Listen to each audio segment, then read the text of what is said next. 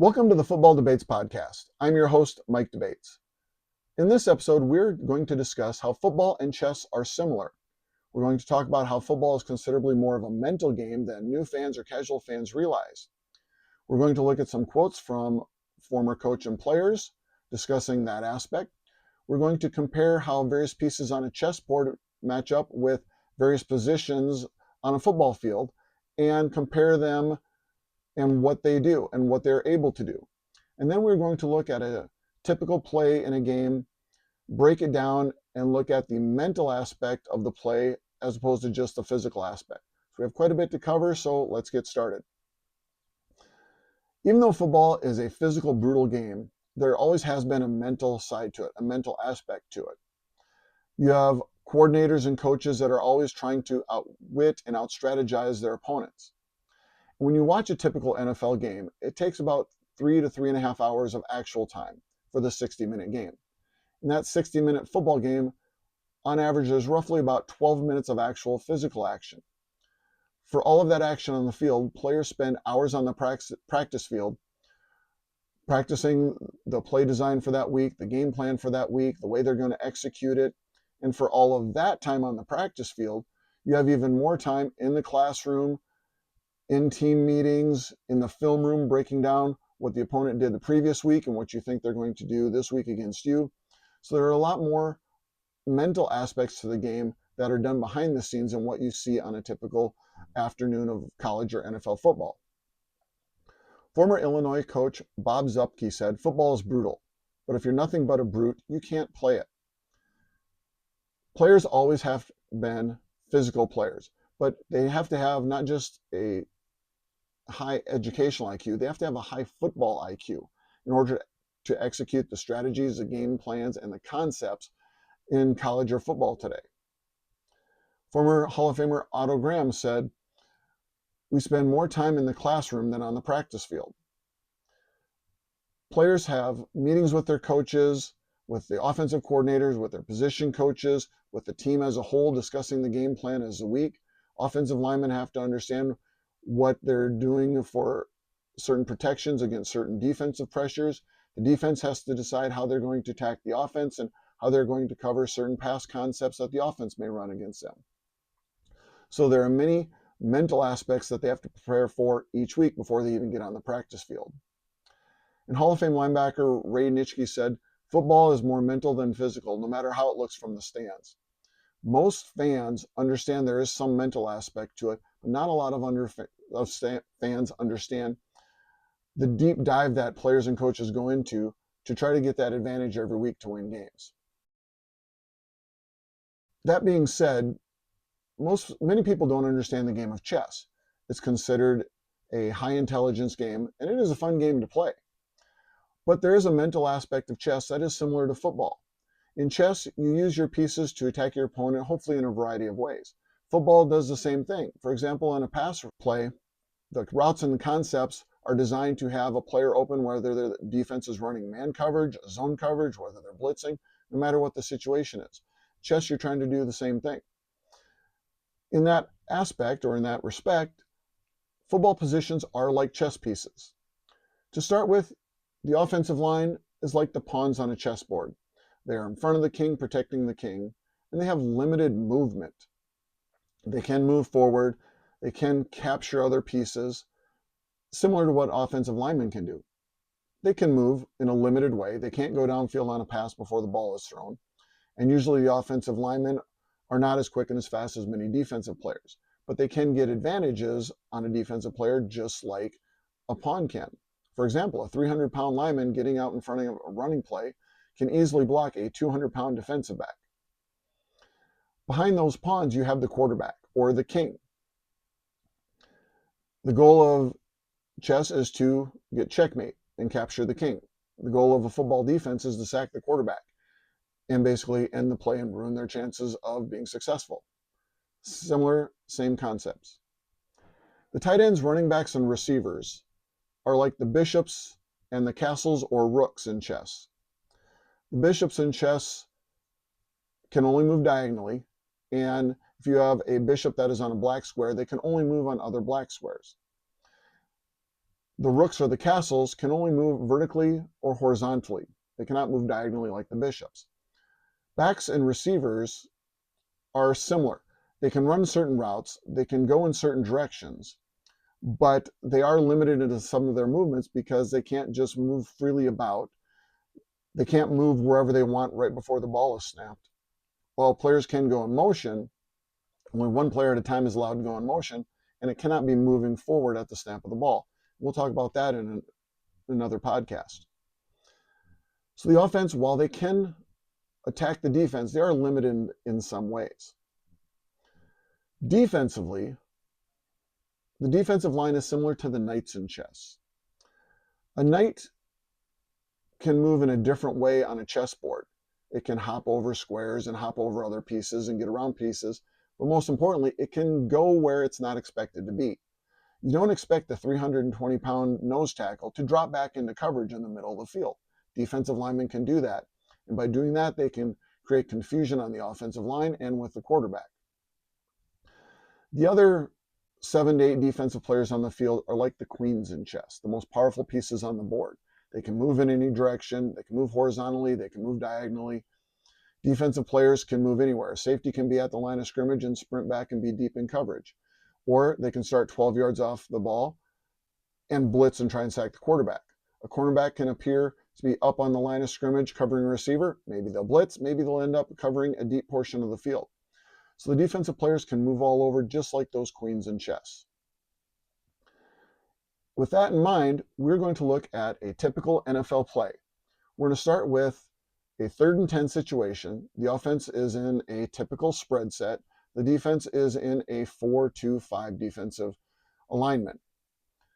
For our purposes here, we're going to keep this play very simple, very basic. We're not going to do any linebacker blitzes. We're not going to have receivers go in motion. But we're going to do this to show you, the fans, exactly what goes on before the play, all the mental aspects of it, and then all the mental aspects that happen once the ball is snapped. So the 2nd down play ends. As the 2nd down play is being run, the offensive and defensive coordinators start anticipating what the 3rd down play is going to be and what call they're going to make and what personnel they're going to need. As the 2nd down play ends, the officials blow the play dead and they get the ball set. Once the ball is set for play, the official blows the whistle and the play clock starts. The offense now has 40 seconds to run a play. As this is happening, the offensive coordinator says into his headset that the other offensive assistants can hear what the formation and personnel are going to be. The other offensive assistants, could be a running backs coach, a wide receivers coach, whoever it might be, is calling out to the players what personnel need to be on the field. They're hollering at the players on the field to get off if they need to come off the field. The offensive coordinator is speaking into his headset also, and he's communicating with the quarterback. Usually an offensive coordinator will call 2 plays in this situation, so that way the quarterback has some options. The quarterback gets the formation, the personnel grouping, and the 2 plays. As the players are running onto the field, the quarterback tells the offensive line what personnel grouping is going to be in. Offense huddles up, and they call the 2 plays. They break the huddle, and they approach the line of scrimmage. While all this is going on, the defense is doing the same thing. The defensive coordinator is talking to their quarterback on the field, usually a linebacker, through the headset communication system. The defensive assistants are doing the same thing as the offensive assistants are. They're making sure that as the offensive players come on, the defense recognizes it, the correct defensive personnel get on the field, and the ones that need to come off get off the field. Defense doesn't always call 2 plays in the defensive huddles. Sometimes they do, but oftentimes they'll call either a blitz package or go with a coverage set depending on what they think the offense is going to do. Now the defense breaks the huddle also. They get to the ball and everybody is getting lined up on the field at the line of scrimmage. At this point, there's usually about 20 to 25 seconds left on the play clock. Sometimes there's less. The offense is getting lined up. The quarterback is looking over the defense. The defense is doing the same. They're making their adjustments, looking to see where the personnel are lined up at. The defense is trying to find the tight end to call out the strength of the formation, which can determine the defensive call. And then the 15-second mark hits. Up until that, the offensive and defensive coordinators can still speak through the headset to the players on the field to advise them of various aspects that they might see on the play. When the play clock hits 15 seconds, the communication system is cut off. And now the quarterback has to go with whatever plays are called. The defense has to do the same. Oftentimes you'll see the offensive players tapping their helmets like this after the quarterback does an alert call or a check call. What that means is the offense has checked out of the first play and gone to the second play. Maybe the quarterback has called an audible. The defense is doing the same thing also. If the offense is making a check, the defense is making a counter check to try to confuse the offense or to get their advantage. Sometimes offensive and defensive coordinators will have dummy plays installed, or the quarterback will call a dummy audible to try to fool the defense, vice versa with the defense. So all of this is going on. The play clock is running down. Everybody's getting set up. A lot of times you'll see a center pointing one way or another, trying to point out a potential blitzing linebacker or defensive back. The quarterback is doing the same thing. Play clock is running down. Get down to about 2 or 3 seconds and the ball is snapped.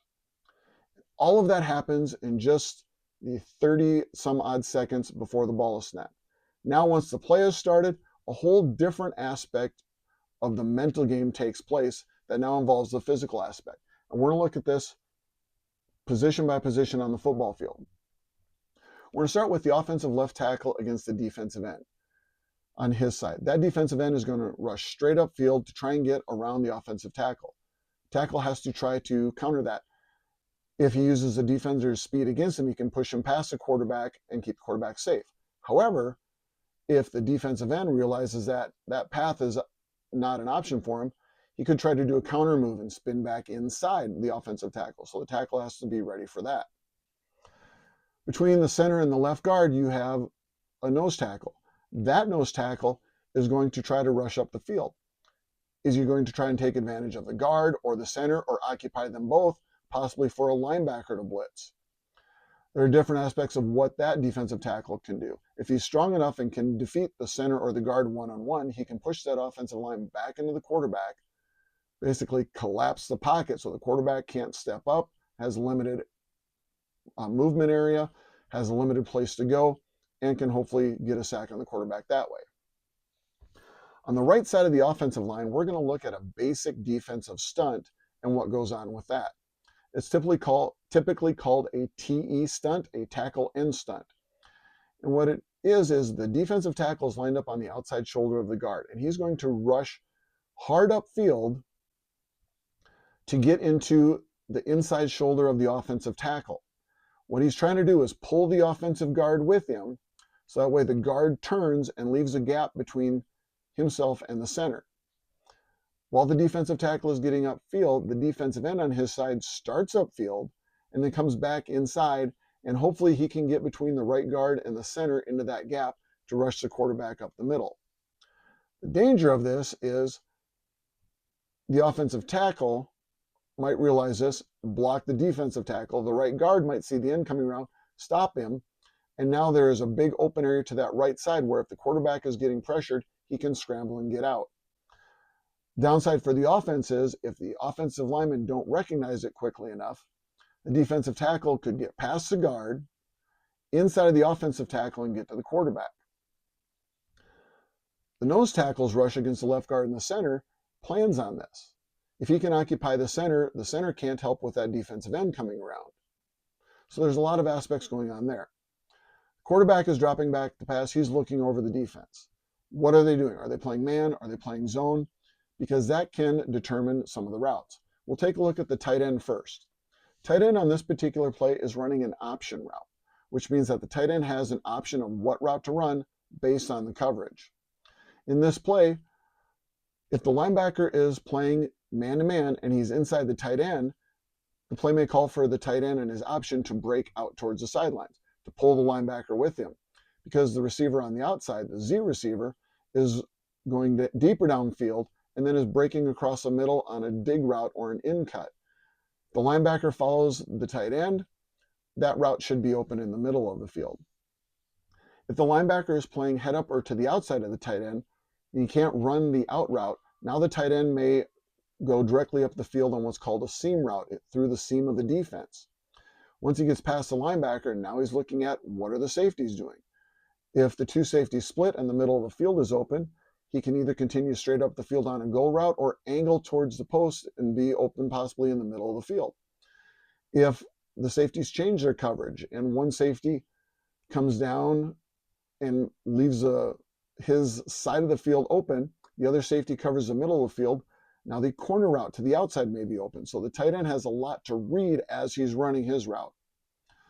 Receiver on the outside, the Z receiver, he's running his route inside, and he has to watch, in a sense, what the coverage is and see what the tight end is doing to determine where the defense is, where he might be getting hit if he catches the ball. On the other side of the field, you have the X receiver. For our purposes here, again, we're keeping it very simple. He's just going to run a go route. He's going straight down the field. And what he's going to try to do is pull his cornerback who's covering him and the safety of that side, pull them out towards the sideline, so that way if the tight end can run down the middle of the field, he's open there. The slot receiver is just going to run a quick out route.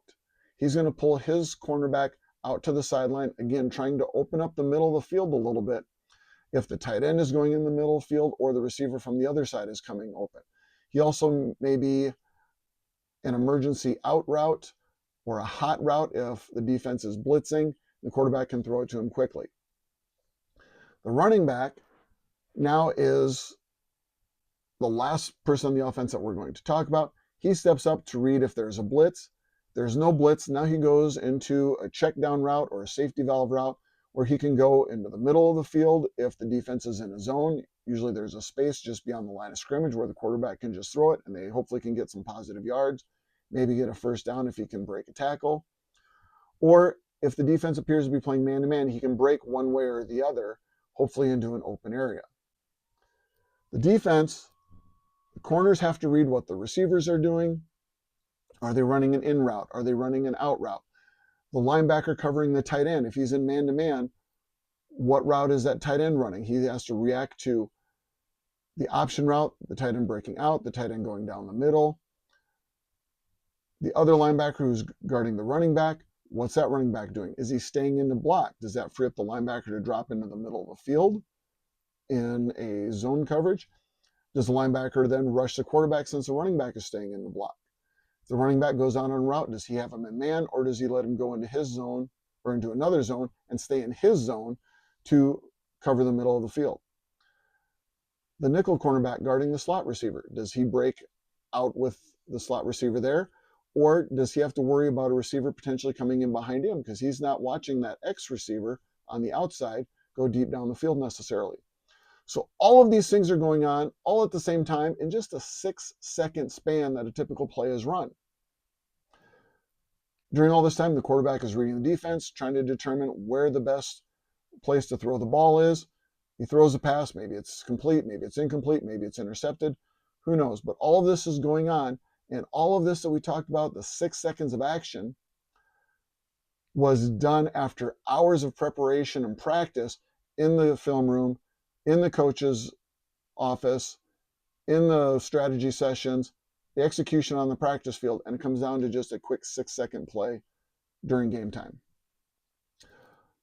Hope you enjoyed this episode of the Football Debates podcast. Thank you for watching. Don't forget to hit that like and subscribe buttons, and we will see you next time.